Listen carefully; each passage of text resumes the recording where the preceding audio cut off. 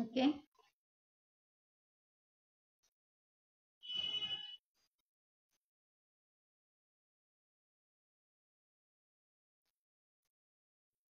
అందరికీ నమస్కారం. ఈరోజు అనుకున్న క్లాస్ పెట్టడం జరిగింది, క్షమించండి. శనివారం రోజు తీసుకోలేకపోతున్నాను కాబట్టి ఈరోజు పెట్టడం జరిగింది అనుకోకుండా, సడన్గా. మరి ఈరోజు మనం కొంచెం బ్రహ్మర్షి పితామహ పత్రిజీకి, పులాజీ బాబాకి, చిన్నదేవరెడ్డి తాతకి, మహాత్ములందరికీ, గురువులందరికీ హృదయపూర్వకమైన ధన్యవాదములు. మీ అందరికీ ఆత్మ ప్రణామాలు తెలియజేస్తున్నాను. మరి మనకి ధ్యానంలో కూర్చున్నప్పుడు ధ్యానం యొక్క శక్తి, ఒకసారి దాని గురించి మళ్ళొకసారి రిపీట్ చేసుకుందాము. ఇక్కడ బ్రహ్మర్షి పితామహ పత్రిజీ ఏం చెప్తుందంటే, ధ్యానము అనేది ఎప్పుడైతే శరీరంలో ఒక శక్తి ఉంటుంది, మనస్సుకు ఒక శక్తి ఉంటుంది. శరీరానికి, మనస్సుకి, బుద్ధికి, ఆత్మకి. అంటే మనకి ఎలా తెలుస్తుంది అంటే, ధ్యానంలో మనకు తెలుసుకోవచ్చు. ఇప్పుడు మనకి నా శరీరం బాగవుతుంది అని మనం ఎప్పుడైతే తెలుసుకుంటామో, అంటే మనకి ఆరోగ్యం వస్తుంది కదండి ధ్యానం ద్వారా. అక్కడ మనకి ప్రాణశక్తి పనిచేస్తున్నట్టు ఆ విషయాన్ని మనం గ్రహించాలి. తేడా ఉందనుకోండి ఆరోగ్యంలో, ధ్యానానికి ముందు, ధ్యానానికి తర్వాత మనకేమన్నా తేడా ఉంటే మనం దాన్ని గ్రహించాలి. మరి అక్కడ ఏ శక్తి పనిచేస్తుందంటే ప్రాణశక్తి. ధ్యానంలో ప్రాణశక్తి శ్వాస ద్వారా. శ్వాసని మనం ఎప్పటికీ గమనించి ఉండలేము ఇన్ని రోజులు. అసలు శ్వాస మీద ధ్యాస అన్న సంగతే మనకు తెలియదు. ఈ గురువులందరూ వచ్చిన తర్వాత మనకి శాస్త్రీయ పద్ధతి అంటారు దీన్ని. శాస్త్రీయ పద్ధతిలో జరిగే శ్వాసక్రియ ఏదైతే ఉందో, దానికది జరిగే శ్వాసక్రియ ఏదైతే ఉందో, దాని ద్వారా మనం భౌతిక శరీరానికి ఆరోగ్యాన్ని చేకూరుస్తున్నాం. అంటే శ్వాస మీద మనం ఎప్పుడైతే, శ్వాసక్రియ అంటే శ్వాస మీద పూర్తిగా మనం డిపెండ్ అయిపోయి దానితో మనం కలిసిపోయి మన ధ్యాస అంతా, ఇప్పుడు మనకు కొంచెం తేడా కనిపిస్తుంది. అంటే అందరూ శ్వాస మీద ధ్యాస పెట్టలేరు. కొందరు నిద్రలకు వెళ్తారు, కొందరు ఆలోచనలతో ఉంటారు, కొందరు మాత్రమే పెట్టగలుగుతారు. అక్కడనే మన బుద్ధి అనేది తెలిసిపోతుంది. ఇంకొకటి మన శ్రద్ధ అనేది తెలుస్తుంది. బుద్ధి కుశలతను బట్టి, మన యొక్క శ్రద్ధ పట్టుదలను బట్టి ఆలోచనలు వస్తే కట్ చేయాలన్న సంగతి మనకు తెలిసి కూడా ఆలోచనల వైపే వెళ్తాం. శ్వాస మీద ధ్యాస పెట్టకుండా నిద్రలోకి వెళ్తాం. ఎరుకలో ఉండాలి. అది కూడా యోగ నిద్రనే, బెనిఫిటే ఉంటుంది కానీ దీనంతగా ఉండదు. ఎప్పుడైతే శ్వాస మీద మనం ధ్యాస అనే శ్వాసక్రియ, శ్వాస ఒక పని, క్రియ అంటే పని, శ్వాసక్రియ మన లోపల జరుగుతుందో, ఆ శ్వాసక్రియ జరిగినప్పుడు భౌతిక శరీరానికి శక్తి కేంద్రాలు, మన ఈ భౌతిక శరీరానికి ఏమవుతుంది, శ్వాసక్రియ లోపల జరిగినప్పుడు ఈ శరీరానికి శక్తి కేంద్రాలు అనేటి తయారైతాయి, చైతన్యం అవుతాయి అన్నట్టు, లోపల ఉత్తేజితం అవుతూ ఉంటాయి. అందుకనే మనకు ఆరోగ్యం. మళ్ళొకసారి చెప్తా వినండి. మనం శ్వాసక్రియని లోపల జరుపుతున్నప్పుడు మన లోపల ఉచ్ఛ్వాస నిశ్వాస దానికదే జరుగుతుంది. మనం ఏం చేయట్లేదు. కేవలం మనం ఏం చేస్తున్నాం, దాని మీద ధ్యాసతో, మన ధ్యాసని బయటకు వెళ్ళనివ్వకుండా శ్వాసతో ఉంటున్నాము. అప్పుడు ఏమవుతుంది, అది శ్వాసక్రియ జరుగుతుంది. లోపల శ్వాసక్రియ జరిగేటప్పుడు దానిపైన పూర్తిగా మనం డిపెండ్ అయి ధ్యాసతో ఉన్నప్పుడు మన ఈ భౌతిక శరీరపు యొక్క శక్తి కేంద్రాలు చైతన్యవంతం, అంటే ఉత్తేజితమవుతాయి. అప్పుడు ఏమైపోతుంది, ఈ శరీరం లోపలికి శరీరంలో ఉన్న శక్తి కేంద్రాలు ఓపెన్ అయినప్పుడు మనకి చక్కగా ఆరోగ్యం అనేది వస్తుంది. ఇది మనం కొంచెం ఎరుకలో ఉంచుకోవాలి. మనం ఎరుకలో ఉండకుండా ధ్యానం అంటే ఏదో ఇట్లా కూర్చొని ఎంతసేపు కూర్చున్నాము, మనం ఆలోచనలతో ఉన్నాం అనుకోండి, ధ్యానం కాదు, అక్కడ శ్వాసక్రియ జరగాలి. శరీరానికి శక్తి కేంద్రాలు ఉత్తేజితం కావు. అందుకని ఈ శక్తి కేంద్రాలు ఎప్పుడైతే చైతన్యం అవుతాయో అప్పుడు చక్కగా మనకి వాయు ప్రాణశక్తి అనేది మనకు ఉపయోగపడుతుంది.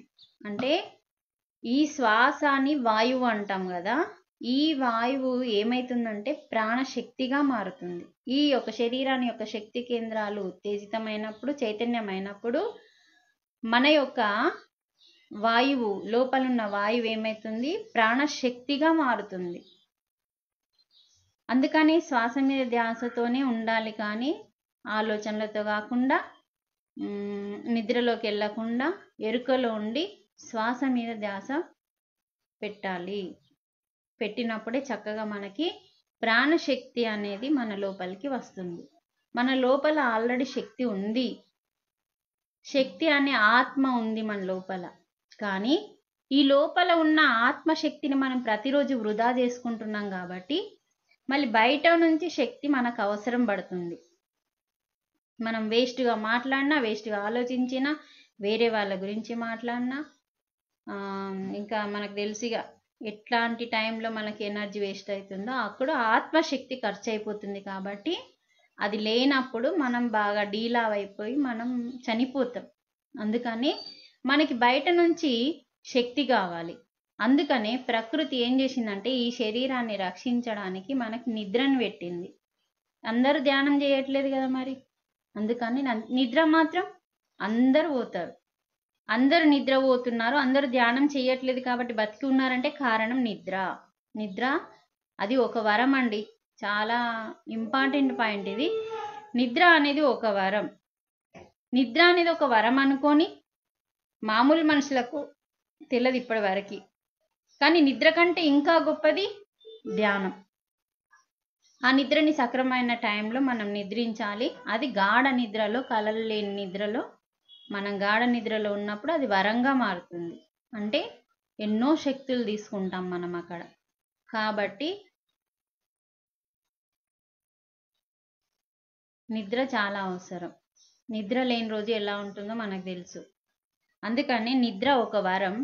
నిద్ర కంటే చాలా చాలా ముఖ్యమైనది ధ్యానం. కాబట్టి ఈ ధ్యానంలో నిద్రలో వచ్చే శక్తి కంటే 3 ఇంతలు ఎక్కువ పెరుగుతుంది. కాబట్టి మనకి ఈ ప్రాణశక్తి లభిస్తుంది అంటే దేని ద్వారా అంటే శ్వాసక్రియ ద్వారా. మనలో ఉన్న ప్రాణశక్తి బయట ఉన్న ప్రాణశక్తి మనకు లభించాలంటే శ్వాస ద్వారా లభిస్తుంది. అందుకనే ఇప్పుడు సూర్యరశ్మి సోకిన, ఇప్పుడు మనం బయటకు వెళ్తాం అనుకోండి, వాగు నీళ్ళు కానీ గంగా నీళ్ళు కానీ ప్రవహిస్తున్నప్పుడు ఏమవుతుందంటే అక్కడ మనకి ప్రవహించే నీళ్ళకి సూర్యకిరణాలు అందుతాయి. మన ఇంట్లో మనం తాగే నీళ్ళకి సూర్యకిరణాలు అందట్లేదు. అందుకని సూర్యశక్తి ద్వారా, ఆ నీటి ద్వారా 10% మనం శక్తిని తీసుకుంటామని ఎన్నో క్లాసులలో నేను చెప్పిన. అంటే ప్రవహించే నీళ్లకు అది ఎక్కడి నుంచో వస్తుంది. కాబట్టి వాటికి ఎప్పుడైతే సూర్యరశ్మి సోకుతుందో, ఆ నీళ్ళకి సూర్యరశ్మి ఎప్పుడైతే సోకుతుందో ఈ నీటిని తాగడం ద్వారా మనకేమవుతుందంటే సౌర ప్రాణశక్తి అందుతుంది. ఇక్కడ శ్వాసక్రియ ద్వారా శరీరం ఉత్తేజితమైనప్పుడు వాయు ప్రాణశక్తి అందుతుంది. గుర్తుంచుకోండి, వాయు ప్రాణశక్తి. అదేమో సౌర ప్రాణశక్తి అంటే సూర్యుని ద్వారా పొందే శక్తి ఆ నీళ్ళని తాగినప్పుడు మనకి. అందుకనే పూర్వము ఎందుకు రోగాలు రాలేవంటే ఎక్కువగా ఆలోచించలేరు, సరైన ఫుడ్ తీసుకున్నారు, నిలువ ఉన్న నీళ్ళని తాగలేదు. ప్రవహించే నీళ్ళని, సూర్యరశ్మి అందే నీళ్ళని త్రాగడం ద్వారా వాళ్ళకి సౌరశక్తి, ఆలోచనలు తక్కువ ఉన్నాయి కాబట్టి ఆలోచన రహిత స్థితిని ధ్యానం అంటాం. కాబట్టి వాళ్ళకు వాయు ప్రాణశక్తి అందింది. ఆలోచనలు లేనప్పుడు శక్తి వృధా కాదు కాబట్టి, పని ఎక్కువగా ఉన్నప్పుడు ఆలోచించం కాబట్టి వీటన్నింటి ద్వారా వాళ్ళు బెనిఫిట్స్ పొందిండ్రు. దానివల్ల మనకి ఇప్పుడు నష్టం ఉన్నది. అందుకనే మనకి ఇప్పుడు ధ్యానం అత్యంత అవసరమవుతుంది. మరి ఈ వాయు ప్రాణశక్తి, సౌర ప్రాణశక్తి ఈ రెండింటి ద్వారా మనకు లభిస్తుంది. అంటే శ్వాస ద్వారా వాయు ప్రాణశక్తి, అంటే మన వాయువు ఏమవుతుంది, ప్రాణశక్తిగా మారిపోతుంది. ఈ నీటిలో ప్రవహించే నీటిలో సూర్యరశ్మి పడడం వల్ల సౌర ప్రాణశక్తి అనేది లభిస్తుంది. అందుకనే ఎక్కడికన్నా మనం వెళ్ళామనుకోండి, అవి మనం సౌర ప్రాణశక్తి అనేది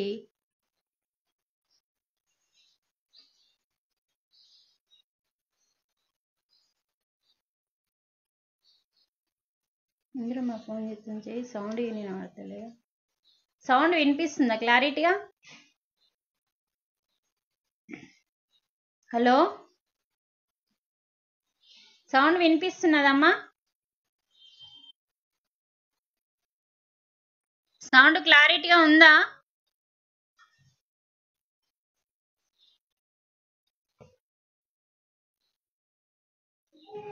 చెయ్యకే, ఇప్పుడు మే క్లాస్లో ఉంది.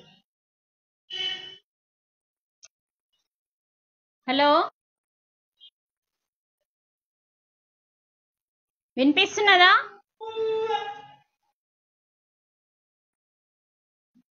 ఏమవుతుంది? సరే,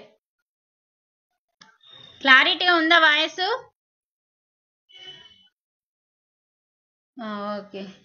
అలాగే మనము ఎక్కడికన్నా వెళ్ళినప్పుడు మనకు నీళ్లు కొంచెం శుద్ధిగా కనిపిస్తే మాత్రం గంగా నీళ్లు కానీ, బయట ఎక్కడన్నా వాగు నీళ్లు కానీ, వర్షం నీళ్లు ప్రవహిస్తున్న టైంలో శుద్ధిగా కనిపిస్తే మాత్రం ఆ నీళ్ళని సేవించడానికి ప్రయత్నం చేయాలి.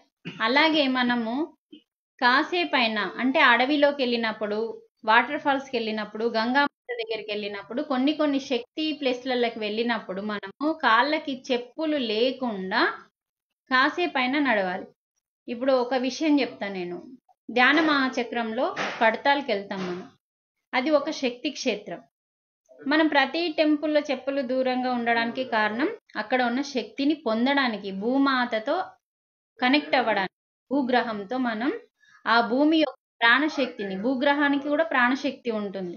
ఎప్పుడైతే మనం చెప్పులు లేకుండా కొన్ని ప్లేస్లలో, ఇప్పుడు అందరూ నడవలేరు అనుకోండి, ఎక్కడైతే భూమి ఉంటుందో, బండలు కాదు, ఫ్లోరింగు ఇది కాకుండా నేల ఉంటుంది. ఎగ్జాంపుల్ మనం కడతాలు తీసుకుందాం, ఎగ్జాంపుల్ మనం పట్నాపూర్ తీసుకుందాం. ఆ ప్లేస్లల్లో ఎలా ఉంటుంది, భూమి ఉంటుంది, నేల ఉంటుంది, దాని మీద ఇట్లా పరిషి వరవడం కానీ, మా సిమెంట్తో ఫ్లోరింగ్ చేయడం కానీ ఉండదు కదా. అటువంటి ప్లేస్లలో మనం చెప్పులు లేకుండా భూమితో కనెక్ట్ అయ్యి కాసేపు మనం నడవాలి. నడివిస్తే ఏమవుతుందంటే భూగ్రహ ప్రాణశక్తిని పొందుతాం మనం. అంటే దేనితో మనం కనెక్ట్ అయితే ఎలాంటి ప్రాణశక్తి పొందుతాము అన్నది మనకి బ్రహ్మర్షి పితామహ పత్రిజీ చెప్పడము, న్యూటన్ సారు దానిని మాకు రియల్గా చేసి చూపించడం అనేది జరిగింది. అందుకని మనం ఏదైనా పుణ్యక్షేత్రానికి, ఇప్పుడు మనం వేరే వాళ్ళు పుణ్యక్షేత్రం అంటాం, మనమేమో శక్తి క్షేత్రం అంటాం. అటువంటి ప్లేస్లలో ఎక్కడన్నా నేల కనిపిస్తే ఆ భూమికి అనుసంధానమై చెప్పులు లేకుండా మనం తిరిగినప్పుడు భూగ్రహ ప్రాణశక్తి అనేది, అంటే మన ఇంటి దగ్గర కూడా అయినా సరే, ఇంకెక్కడైనా సరే కానీ నేల కనిపిస్తుంది అంటే కాసేపు అయినా అక్కడ మనం, అంతెందుకండి మనం పొలాలలోకి వెళ్ళినప్పుడు అటువంటి ప్లేస్లలో మనకు కొంచెం ముండ్లు అవి ఉంటాయని భయపడతాం, కానీ వేరే ప్లేస్లలో ముండ్లు ఉండని ప్లేస్లలో చెప్పులు లేకుండా మనం నడిచినప్పుడు, మనం చేన్లలో గిన నడిచినప్పుడు ఆ మట్టిని తాకినప్పుడు ఆ స్పర్శని గమనించండి. మీరు ఆ మట్టి యొక్క స్పర్శని గమనించకుండా మనం నడుస్తాము, ఒక పని మీద వెళ్తాం, చేన్లో పత్తి పెట్టడానికో, విత్తనాలు పెట్టడానికో, కలుపు తీయడానికో, మందు వేయడానికో వెళ్ళినప్పుడు దాని ధ్యాసలో ఉంటాము, కానీ చెప్పులు లేకుండా నడవలేము. చెప్పులతో నడిచినప్పుడు మీ యొక్క స్థితి తెలియదు. ఆ లో మనం చెప్పులు లేకుండా ఒక్కసారి ఆ యొక్క భూమాతకి మనం ఎప్పుడైతే, వినిపిస్తుందా? భూమాతకి ఎప్పుడైతే కనెక్ట్ అయి నడుస్తామో, ఇప్పుడు మన దగ్గర గుడి దగ్గర కూడా, తలమడుగు గుడి దగ్గర కూడా నేల ఉంది కదా, మీరు కాసేపు ఆ నేల దగ్గర కూడా చెప్పులు లేకుండా భూమాతతో కనెక్ట్ అయ్యి మనం తిరిగినప్పుడు భూగ్రహ ప్రాణశక్తిని మనం గ్రహిస్తాము. అందుకనే వీటిని ఎరుకతో మనం గ్రహించాలి. ఎరుకతో మనం గ్రహించినప్పుడు ఆ విషయం మనం తెలుసుకోగలుగుతాం. భూమాత శక్తిని, నీటి శక్తిని, శక్తిని మనం తీసుకోవాలి. వీటన్నింటిని తీసుకున్నప్పుడు ఇప్పుడు శ్వాస శక్తి అనేది పూర్తిగా అందరికీ తెలదమ్మా. శ్వాస మీద ధ్యాస పెట్టినప్పుడు ఆ ప్రాణశక్తి మనకి ఆరోగ్యాన్ని ఇస్తుంది. అది ప్రాణశక్తిగా మారి ఆరోగ్యాన్ని ఇస్తుందని ధ్యానంలోకి వచ్చేంత వరకు మనకు తెలియదు. ప్రవహించే నీళ్ళని తాగడానికి నిలువ ఉన్న ఇప్పుడు మనం డబ్బా నీళ్ళకి చాలా తేడా ఉంది. కాబట్టి ఈ డబ్బా నీళ్ళ వల్ల మనకి సౌరశక్తి అందది. కాబట్టి మనం ప్రవహించే నీళ్ళల్లో మనకు సౌరశక్తి ఉంటుంది. తర్వాత మనకు భూమితో అనుసంధానమై నడిచినప్పుడు, చెప్పులు లేనప్పుడు మనకి భూగ్రహం యొక్క ప్రాణశక్తి అనేది అందుతుంది.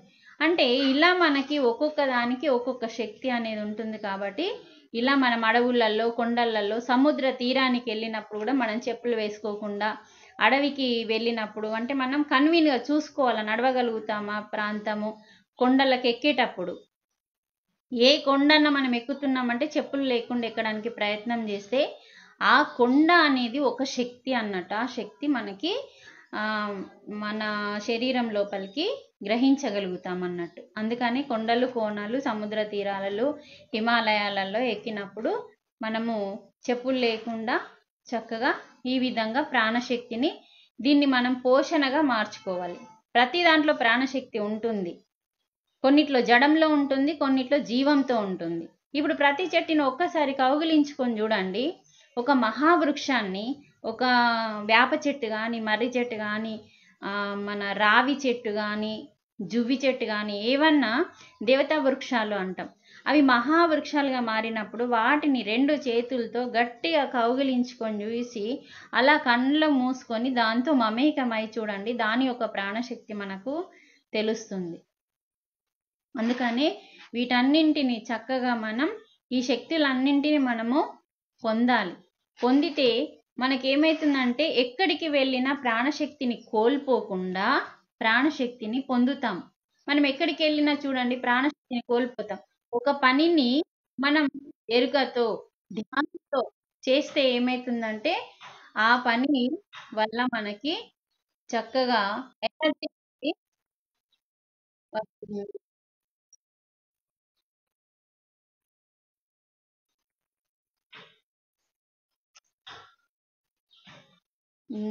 మైకులు ఆఫ్ చేయండి అంటే ఎన్నిసార్లు చెప్పినా అర్థం కాదు. అందుకనే మన శరీరము చక్కటి ఆరోగ్యంతో పాటు మన చుట్టూ దేహకాంతి క్షేత్రాన్ని మనం కలిగి ఉండాలి. మన చుట్టూ ఒక ఆరా వేసుకోవాలి. మన శక్తిని వృధా కాకుండా చక్కగా సంరక్షించుకోవాలి. అలాగే బ్రహ్మశ్రీ పితామహ పత్రిజీ మనకు ఇంకా ఎన్నో ధ్యాన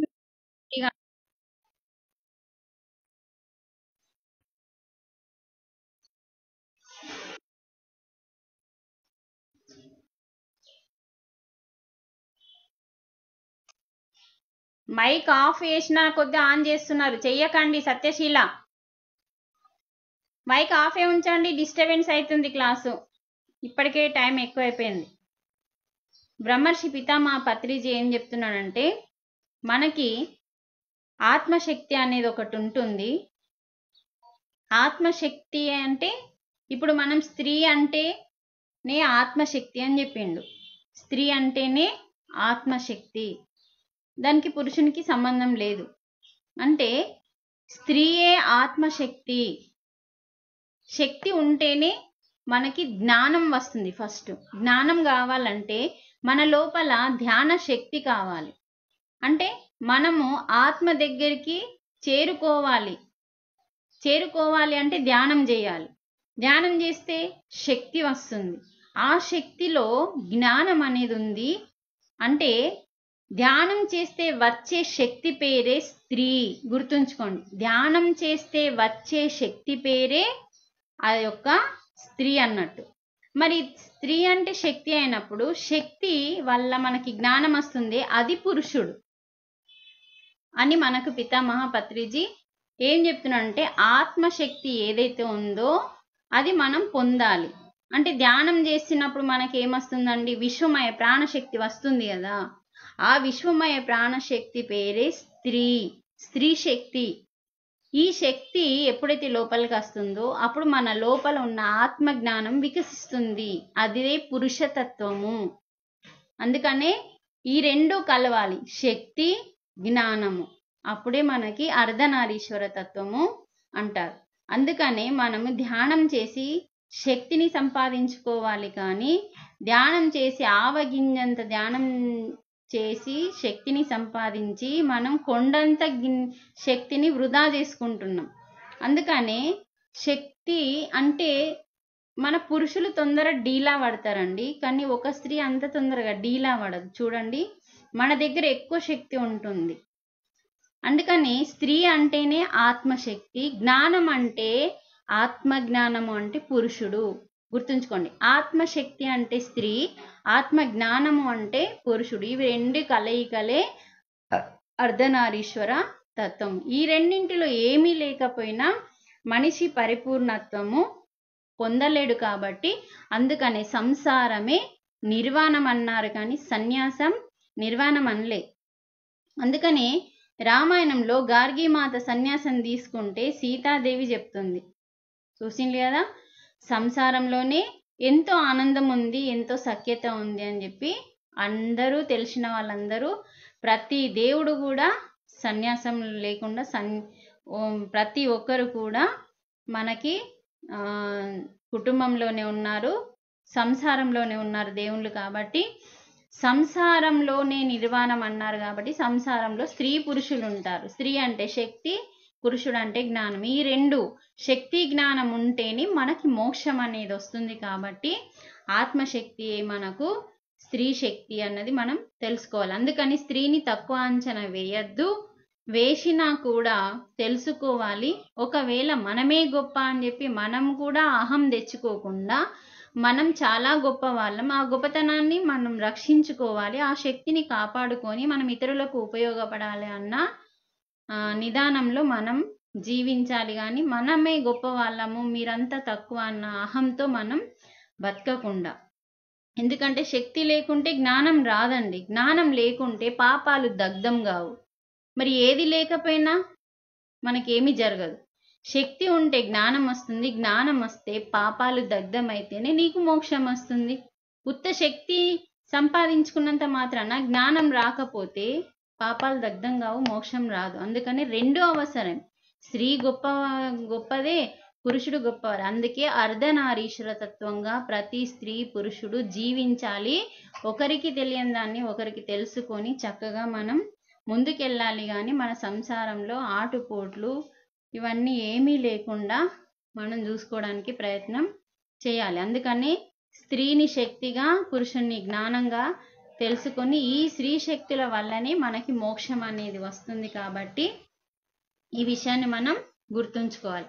బ్రహ్మర్షి పితామహ పత్రిజీ మనకి ఇంకొకటి ఏం చెప్పిందంటే, పార్వతీదేవి అంటే శక్తి, సరస్వతీదేవి అంటే జ్ఞానము, లక్ష్మీదేవి అంటే సేవ అని చెప్పిండు.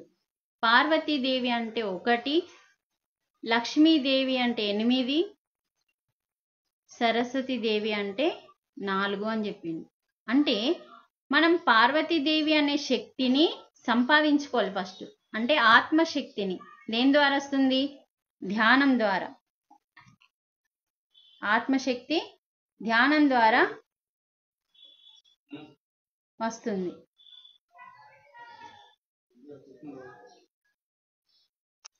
మనకి ధ్యానం ద్వారా వస్తుంది. కానీ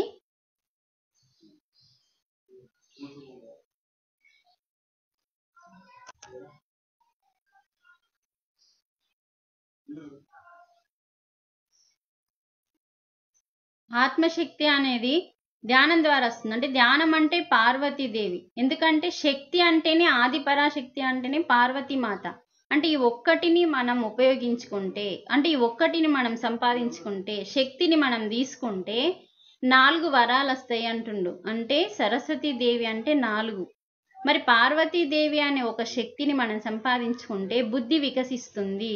ధ్యానం ద్వారా బుద్ధి వికసిస్తుంది. అలాగే మనకి ధ్యానం ద్వారా విద్య అంటే ప్రాపంచిక విద్య చక్కగా, అంటే చూడండి పిల్లలు మెడిటేషన్ చేస్తే చక్కగా విద్య అనేది వస్తుంది, జ్ఞాపక శక్తి పెరగడం వల్ల విద్య వస్తుంది, బుద్ధి కుశలత పెరుగుతుంది. అలాగే మనలో ఉన్న టాలెంట్, అందరి లోపల టాలెంట్ ఉంటుంది, ఒక్కోళ్ళ లోపల టాలెంట్ అనేది లేకుండా అసలు ఈ ప్రపంచంలో మనుషులు లేరు. అందరి లోపల టాలెంట్, దాన్నే మనం కళలు అంటాము. కళలు అంటే నిద్రపోయే కళలు కాదు, మనలో ఉన్న ఏమంటాం, మనలో ఉన్న టాలెంట్ అంటే మనలో ఉన్న కళలు, మనలో ఉన్న నైపుణ్యం ఏదైతే ఉందో అది. అలాగే ఆత్మజ్ఞానం, ఈ 4 మనకి శక్తి ద్వారా వస్తాయి. ఆ శక్తి పేరే పార్వతి. అందుకే 1 + 4, 1ని పట్టుకుంటే 4 వస్తాయి. ఒకటి ఆత్మజ్ఞానము, బుద్ధి, విద్య, కళలు. మరి ఈ 4 ఎప్పుడైతే మనకు వస్తాయో అష్టలక్ష్మిలు, అంటే మనకి అష్టలక్ష్మి పూజ చేస్తారండి. ఒక ఫోటో తీసుకొని 8 లక్ష్మిల ఫోటోని పెట్టుకొని విజయలక్ష్మి, ధైర్యలక్ష్మి, సంతాన లక్ష్మి, ఇలా మనకి ఎన్నో లక్ష్మిలు ఉన్నాయి. ఇలా 8 లక్ష్మిలు ఉన్నాయి. అష్ట అంటే 8, అంటే 1 + 1 చేస్తే 4 వస్తుంది, 4ని వేస్తే 4 వస్తే 8 వస్తుంది. 8 లక్ష్మిలు. 8 లక్ష్మిలు అంటే ఏంటిదో ఇప్పుడు మనం చూద్దాం. ధ్యానం చేసి శక్తిని తీసుకున్నప్పుడు సరస్వతి దేవి వస్తుంది. సరస్వతి దేవిని మనం పొందినప్పుడు మనకి లక్ష్మీదేవి. సరస్వతి దేవి అంటే జ్ఞానము, లక్ష్మీదేవి అంటే సేవ, పార్వతీదేవి అంటే శక్తి. అంటే ఇక్కడ మనకి 8 అష్టలక్ష్ములు ఏంటి అంటే, ఒకటి అనిమ, ఇవి మనకి వినాయకుడి ఆంజనేయ స్వామి స్వయంగా చూపిస్తాడు. అనిమ, మహిమ, గరిమ, అనిమ, మహిమ, లగిమ, గరిమ, ప్రాప్తి, ప్రాకామ్య, ఈశత్వ, వసిత్వ అనే 8 రకాల సిద్ధులు అంటాం వీటిని. బుద్ధి సిద్ధి అంటాం కదా వినాయకునికి. బుద్ధి సిద్ధి భార్యలు కాదండి, బుద్ధి ఉంటేనే సిద్ధులు అనేటివి మనకి ప్రాప్తిస్తాయని చెప్పి అక్కడ సిద్ధి బుద్ధి అని పెట్టిండ్లు.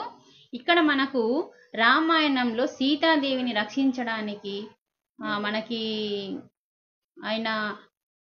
సీతాదేవిని రక్షించడానికి ఒకటి, మళ్ళా ఆయన సముద్రాన్ని దాటేటప్పుడు కూడా ఆ రాక్షసి చెవుల నుంచి బయటకు వస్తాడు. అప్పుడు ఏమైపోతాడు ఆయన?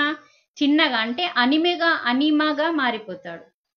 మరి పార్వతి సీతాదేవిని రక్షించడానికి ఆ వారధిని దాటాలి అని చెప్పి, వారధిని కట్టడానికి, ఆ సముద్రాన్ని దాటడానికి మళ్ళీ పెద్దగా అయిపోతాడు.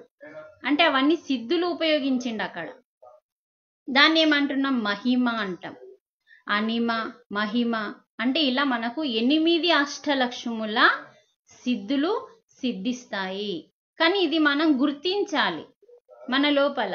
ఇప్పుడు అనిమ అంటే చిన్నగా అయిపోవడం, మహిమ అంటే పెద్దగా అయిపోవడం, లగిమ అంటే బరువుగా మారిపోవడం. బరువు అయిపోతాడా లేదా? వినాయకుని ఆంజనేయ స్వామి కాళ్ళు ఎవరన్నా లేపుతారా? వజన్గా బరువుగా మారిపోతాడు. తర్వాత తేలికగా మారిపోతాడు, నీళ్ళల్లో ఇట్లా వెళ్ళిపోతాడు కదా గాలిలో, తేలికగా. తర్వాత ప్రాప్తి అంటే గత జన్మలో పొందనిది ఏదైతే ఉందో ఈ జన్మలో ప్రాప్తం ఉంది అంటాం కదండి. ఎవరన్నా మంచిగా ఏదన్నా పొందిండ్లు అనుకోండి, అంటే గత జన్మలో పొందనిది ఏదైతే ఈ జన్మలో పొందుతారో దాన్నే ప్రాప్తి, అది పొందుతారన్నట్టు అష్టసిద్ధులు వచ్చినప్పుడు. ప్రకామ్య అంటే అనుకున్న వెంటనే నీకు జరిగిపోతుంది. నీ ఇంట్లో కానీ, నీ చదువులో కానీ, నీకు ఆత్మజ్ఞానంలో కానీ నువ్వు ఏదన్నా అనుకున్నావంటే అది జరిగిపోతుంది. అప్పుడు నీకు ఆ సిద్ధి ఉన్నట్టు, ప్రకామ్య సిద్ధి. ఈశిత్వ అంటే, ఈశత్వ అంటే ఇతరులను మనం మాట ఏదన్నా చెప్పగానే వాళ్ళు మన మాట వినేస్తారు, వాళ్ళని మనం ఏం అంటే శాసించడం. తర్వాత మనకి ఆకర్షణ అంటే వసిత్వ అంటే ఏంటంటే వాళ్ళందరూ మన మాట వింటారు, మనకి మర్యాద ఇస్తారు. ఇప్పుడు మనం గురువులకి ఎట్లా ఆకర్షణ అయినాం, ఇప్పుడు మీరు చిన్నదేవరెడ్డికి తాతకి ఎట్లా ఆకర్షణ అయినంటే ఆయన దగ్గర వశిష్ఠ అనే సిద్ధి అనేది ఉంది కాబట్టి ఆయన చెప్పే జ్ఞానానికి మనము ఆకర్షితులం అయిపోయినాం. అట్లా ఇప్పుడు మనం పులాజీ బాబాకి ఎవరైనా జ్ఞానం చెప్తే చాలు మనకు వాళ్ళకి ఏమవుతున్నాం, మనం ఆకర్షితులమే. ఆ జ్ఞానాన్ని తీసుకొని మనం ముందుకు వెళ్తున్నాం. చూడండి, చిన్నగా అయిపోవడం, పెద్దగా అయిపోవడం, బరువుగా అయిపోవడం, తేలిక అయిపోవడం, గత జన్మలో పొందని అన్ని ఈ జన్మలో పొందడం. తర్వాత నీకు ఏదన్నా అనుకోగానే ధ్యానంలో ఇది అనుకున్నామంటే అది జరిగిపోవడం. అక్కడ మనకు ఆ శక్తులు వస్తాయి అన్నట్టు. ధ్యానం ద్వారా. ధ్యానం ద్వారా ఇవన్నీ మనకి సిద్ధిస్తాయి. ఇతరులను శాసించడం చక్కగా మళ్ళీ మనకి అందరూ మన మాట వినగలిగే శక్తులు మనకు వస్తాయి. అంటే ఇవన్నీ 1+4+8 అని చెప్పి చక్కగా పితామహ పత్రిజీ వివరించడం జరిగింది. కానీ మనం ఎంతెంత శక్తిని బాగా సంపాదించుకోవాలి. మెయిన్ పార్వతీదేవి అనే శక్తిని మనం ఎంతెంత పెంచుకుంటామో, ధ్యానంలో చేసుకుంటాం, పెంచుకుంటాం. ఇంటికి పోయి సంసారంలో వాడి ఏదైనా ఫంక్షన్కి వెళ్ళినప్పుడు అది శక్తి డౌన్ అవుతుంది. ఫంక్షన్కి వెళ్ళినా, ఇంట్లో గొడవలు వచ్చినా, ఏదన్నా చూసుకొని పౌర్ణమి అమావాస్యలకి జాగ్రత్తగా ఉండాలి. వీటన్నింటినీ మనం ఎప్పుడైతే ఎరుకతో మనం ఏ ఫంక్షన్కి పోయినా దేనికి అట్రాక్ట్ కాకుండా ఎలా పోయినావు అలా వచ్చేసినావు. ఒక ఆత్మజ్ఞానం క్లాస్కి వెళ్తే ఎలా ఉంటావో ఒక ఫంక్షన్కి వెళ్తే అలాగే వెళ్ళాలి. ఎవరేమన్నా రియాక్ట్ కాకుండా, దేనికి ఒక నగ చూసా అంటే ఒక చీర చూసా అంటే అట్రాక్ట్ కాకుండా, అలా మనం ఎప్పుడైతే తిరిగి వస్తామో మన శక్తులు అనేటివి వృధా కావు. అందుకని మన శక్తిని కాపాడుకొని మనం 4ని సంపాదించుకోవాలి. బుద్ధి ఉన్న వాళ్ళు ఏదన్నా దేనికన్నా అట్రాక్ట్ అవుతారా అండి? మనసు స్థితిలో ఉన్న వాళ్ళే దేనికన్నా అబ్బా నాకు అది లేకపా, ఇది బాగుంది, కలర్ బాగుంది ఇట్లా అంటాం. కానీ బుద్ధి వికసించిన వాళ్ళు దానిపైన ధ్యాస ఉండదు. ఎదుటి వాళ్ళు ఎట్లా ఉండే మనకు అవసరం లేదనిపిస్తుంది. తర్వాత చదువు, విద్య అనేది చక్కగా వస్తుంది. ఆత్మజ్ఞానం వస్తుంది. మనలో ఉన్న టాలెంట్, ఇప్పుడు నా టాలెంట్ ఏంటంటే చెప్పడం, ఒకదాన్ని వివరించి ఒకరికి అర్థమయ్యే రీతిలో చెప్పగలిగే టాలెంట్ నాకు భగవంతుడు నేను తెచ్చుకున్నా రాంగా. నాలో ఉన్న టాలెంట్ నా భర్త గుర్తించి, నేను గుర్తించి ఇప్పుడు నేను దాన్ని ఉపయోగించుకుంటున్నా. అది దేని ద్వారా వచ్చింది? అంత ముందు లేదు కదా. అంటే ధ్యానం ద్వారా ఎక్కువ శక్తిని సంపాదించుకొని అన్ని రోగాలను పోగొట్టుకుంటూ ఏదన్నా మాట్లాడితే చాలు అద్భుతంగా మాట్లాడగలుగుతున్నాము. అంటే మనలో ఉన్న టాలెంట్ వికసించింది.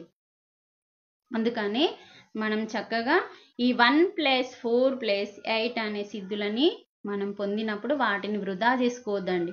మనకు తెలుస్తుంది మన సిద్ధులు మనకు వచ్చినాయా రాలేదా అన్నది తెలుస్తుంది. తెలిసినప్పుడు వాటిని మనం ఎవరికీ చెప్పకుండా మనల్ని మనం కాపాడుకుంటూ వాటిని లోక కళ్యాణం కోసమే ఉపయోగించాలి, చెప్పకూడదు ఎవరికి.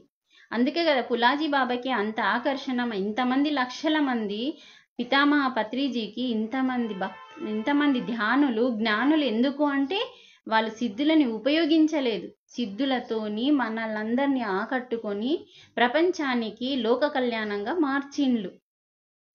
అందుకని ఆ సత్యాన్ని మనం తెలుసుకోవాలి. అందుకని ఈ శ్వాస మీద ధ్యాస ద్వారా శ్వాసక్రియ జరిగినప్పుడు ప్రాణశక్తి వస్తుంది. ఆ ప్రాణశక్తిని మనం కాపాడుకోవాలి.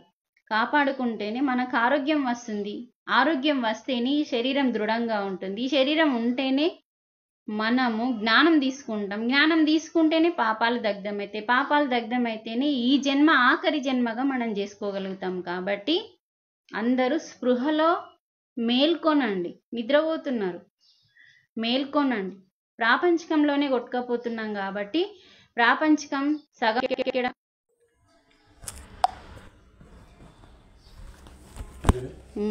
టైం వేస్ట్ చేస్తారు వాళ్ళు ఫస్ట్.